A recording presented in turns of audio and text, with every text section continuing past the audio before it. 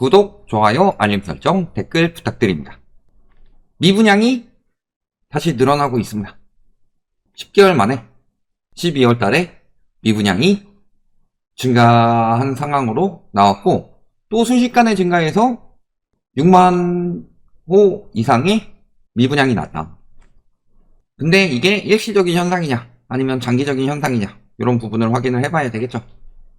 그래서 보시면은 전국 미분양이 10개월 만에 증가세로 전환해서 다시 6만 가구를 넘어섰다. 그래서 전월 대비로 4,564가구 7.9%가 증가하면서 6만 2,489가구로 순식간에 미분양이 다시 6만호를 넘어서는 상황이 벌어진 거죠. 그러면서 특히 어디가 많이 늘어났냐? 수도권 미분양이 7,000가구 정도 있었는데 3,000가구 정도 늘어나면서 전체 4,500가구 중에서 3분의 2 정도가 수도권에서 늘어난 거고, 또 인천 같은 경우는 아주 1,292가구 폭증을 한 거죠. 이 중에서도. 그런데 요 이야기가 건설사들의 밀어내기 분양으로 인해서 분양 물량이 늘어나서 미분양이 증가세로 돌아섰다, 이런 식으로 또 분석을 합니다. 그러니까 많이 공급했으니까 미분양이 많이 나올 수밖에 없는 상황이다, 분양시장 위험한 거 아니다, 이런 이미지를 자꾸 심어줘서 분양을 받아야 한다, 이런 느낌을 자꾸 주려고 하는 것 같은데, 실질적으로 10월 정도 봅시다. 왜냐면 왜 10월로 잡았냐면은 9월에 특례 끝났잖아요. 그래서 그 다음 달 상황을 봤을 때 보면은 분양 물량이 어마어마하게 증가를 했죠. 전년 대비 1.7배나 증가를 했다. 그런데 오히려 이럴 때 미분양 아파트는 감소했습니다. 그래서 1년 넘게 미분양이 남아 애물단지 취급을 받았던 장기 미분양 아파트들이 완판에 성공하며 부활하고 있다. 그러면서 미분양 가구가 59,806가구로 2월 75,438가구 대비 20% 넘게 줄었다. 즉, 많이 공급해서 미분양이 많이 나온 게 아니에요. 많이 공급해도 그걸 받을 수 있는 수요들을 마련해주면은 미분양이 줄어드는 거죠. 그리고 반대로 지금 같은 경우는 공급이 늘어난 영향이라고 하지만요, 수도권 일반 분양 물량은 1,303가구로 나왔고 지방은 13,024가구 나왔는데, 이게 전월 대비로 16.5% 줄어들었죠. 이번 달도 그렇고 저번 달도 크게 엄청 늘어났다, 이런 상황이라기보다는 결국에는요, 반대로 생각을 해야 돼요.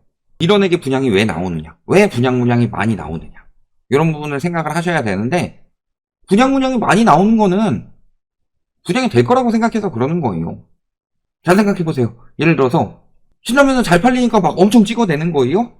그런데 갑자기 라면을 하나 만들었어요. 듣도 보도 못한 업체에서. 근데 맛도 괴이해.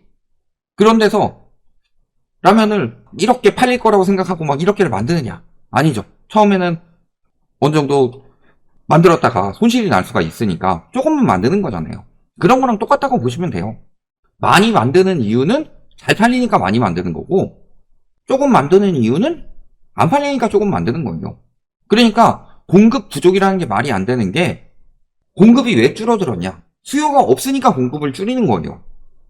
근데 수요 부분은 생각하지 않고 공급 부족으로 집값이 올라간다. 근데 우리나라 같은 경우는 인구가 계속 줄고 있고 주택수는 계속 늘어나고 있어요. 그런데도 공급 부족이란 이야기가 계속 나오냐? 가구수도 이제 조만간 감소세로 바뀔 텐데. 그러니까 실질적으로는 많이 분양할 때가 분양이 잘 되니까 많이 분양을 하는 거고, 조금 분양할 때가 분양이 잘 안 되니까 조금 분양하는 거예요. 그래서 미분양이 늘어나면은 당연히 공급도 줄어드는 거예요. 그때는 주택시장이 엄청나게 침체가 되었기 때문에 공급을 줄여도 미분양이 늘어난다, 이런 상황이 되는 거죠. 왜냐하면 핵심은 수요니까. 근데 지금 수요 상황이 어떠냐? 지금 작년에만 85만 명이 청약통장을 해지를 했습니다. 근데 저희는 청약통장 해지는 하지 말라고 말씀을 드려요. 왜냐면은 분양의 기회가 올 수도 있고 매매의 기회가 올 수도 있으니까. 근데 줄어든 이유는 지금 청약시장이 급락한 데다가, 급락한 데다가가 아니라 분양가 상승세가 계속되며 뭐 수요자들의 관심이 줄어들었다. 반대로 분양가 상승세가 계속되는데 그만큼의 대출이 안 나오니까. 대출은 안 나오는데 지금 전매도 안 되죠? 이번에 뭐 민주당에서 해가지고 3년간 유예한다고 하는데요. 3년간 유예한다고 하는 것은 실거주 요건이 남아있다는 소리죠. 실거주 요건이 남아있으면 당장 급해가지고 전세를 받으면요. 결국엔 내가 그 실거주 요건을 메울 때까지 들어가서 언젠가는 살아야 돼요. 3년 뒤에 어떡할 거예요? 3년도 안 가죠. 보통 한 2년 전세 사니까. 2년 뒤에 어떡할 거예요? 그러면 그 뒤에 5년이면 8년 뒤에 팔아야 돼요. 당장 팔지도 못하는 거죠. 이런 상황이 되는 거고. 그러면 그걸 청약을 저 고분양가에 받았는데 대출도 안 나오지. 전세도 길어야 3년. 3년이 되게 애매한 시간이죠? 계약갱신 청구권도 못 쓰죠? 뭔가 법이 계속 부딪히고 있죠? 민주당 것들은 임대차 3법이 민주당에서 나왔죠. 근데 3년 유예가 말이 돼요? 하려면 4년 하든가 2년 하든가 이도저도 아닌 유예를 내가지고 부동산 시장 더 이상해질 수밖에 없어요. 그렇게 되는 거고 결국에는 전매도 안 되죠. 분양가가 시세보다 비싸니까 가격 높여가지고 판다 이런 기대감도 떨어지죠. 분양가 자체를 마련할 수 있는 돈도 안 되죠. 전세 들여다 놔도 결국에는 다시 실거주 들어가야 되니까 안 받는 거죠. 그런 상황이 된 거고 그러니까 지금은 안 되니까 수요가 줄어드는 거예요. 또 수요가 줄어드는 이유는 뭐가 있어요? 분양시장에 문제가 크기 때문이죠. 여러 가지 사건 사고들이 많다. 예를 들어서 지금 보세요. 공공사전청약을 받았는데 입주가 계속 지연되고 있습니다. 그래서 원래 내년 12월 입주인데 입주가 1년 넘게 미뤄졌죠. 근데 이게 또 7개월 미뤄지면서 27년 8월이에요. 2년 가까이 미뤄진 거예요. 사전청약 받아가지고 내가 들어간다고 했는데 어디는 사전청약을 취소하지 않나, 어디는 사전청약 계속 미루질 않냐. 장난 아닌 거죠. 지금 계속 지연이 되고 있고 이게 사전청약이니까 그나마 다행인데 지금 또 보시면은 입주 때 다 됐는데 완공이 안 돼요. 건설사들이 나르는 곳들도 많죠. 그러니까 내가 지금 분양을 받는데 그때 맞춰서 입주를 할 수 있다라는 자신감이 없어지는 거죠. 왜냐면은 지금 이런 상황이 많이 펼쳐지고 있습니다. 공사 중단이 많이 되고 있어요. 그래서 아파트 환급 이행이 늘었다. 환급 이행은 뭐예요? 허그에서 보증을 해주는 거죠. 근데 이 사업장이 예를 들어 24년 1월에 들어오기로 했어요. 근데 공사 중단돼가지고 언제 들어올지 몰라. 근데 말하는 거 한 10월쯤은 들어올 수 있다고 이야기를 해. 막 이런 식으로 하는데 못 믿겠죠. 그러면은 여기 수분양자들이 공사 재개를 요구할 것인지 아니면은 우리가 낸 돈을 환급해달라고 요구할 것인지 투표를 하죠. 그래서 그게 많이 어느 정도 이상이 되면은 환급을 해라. 이런 판결이 나오는데 그 부동산 시장 침체였다는 2022년에도 0건이었는데 데드캣 바운스 나고 집값 다시 올라간다고 하는데 3건이 나왔습니다. 왜냐면은 건설사들이 지금 계속 차질을 빚고 있기 때문에. 그렇다고 막 입주가 지연되고 혹은 입주가 취소되고 이런 상황이 나와요? 근데 그래도 버텨가지고 입주를 했어. 그럼 입주했으면 끝이다. 끝일까요? 입주했더니 부실공사가 심각합니다. 천장에 물 새고 곰팡이 생기고 바닥 벗겨지고 타일 무너지고 아파트 자체가 붕괴되기도 하고 심지어는 그 어마어마한 비싼 돈을 주고 들어갔던 레미안 언베일류 여기도 악취 때문에 고생이라고 합니다. 이런 것도 생각해 보시면은 지금 왜 분양을 받으려고 하겠느냐. 가격도 신축보다 싼 것도 아니고 그 돈을 내고 기다려야 되고 근데 들어갔더니 부실한 것도 많고 제때 들어갈 수도 없고 시세 차익을 기대하기도 힘들고 지금도 시세보다 비싼데 나중에 들어갈 때 집값이 만약에 떨어져 있다면 엄청나게 손실을 주는 거죠. 여기에 지금 미분양 6만호라고 하는데요. 이것도 거짓이에요. 요거는 내가 갑자기 생각나서 자료를 넣진 않았는데 자, 과거 2008년 위기가 굉장히 터졌었죠. 9월에 완전히 터지긴 했지만 지금 미분양 아파트 대책을 발표를 해요. 미분양 아파트에 대해서 혜택을 주겠다. 대신에 공개를 해라. 라고 하니까 미분양이 엄청나게 늘어납니다. 그러니까 지금 실질적으로 보이는 건 6만 건이지만요. 그때 글로벌 금융위기 때 막 10몇만 건 나왔는데 지금 6만 건이 심한 게 아니다가 아니라 저런 것들 지금 아직 시행을 안 하니까 감춰도 6만 건이 나왔다는 소리예요. 눈에 보이는 것만.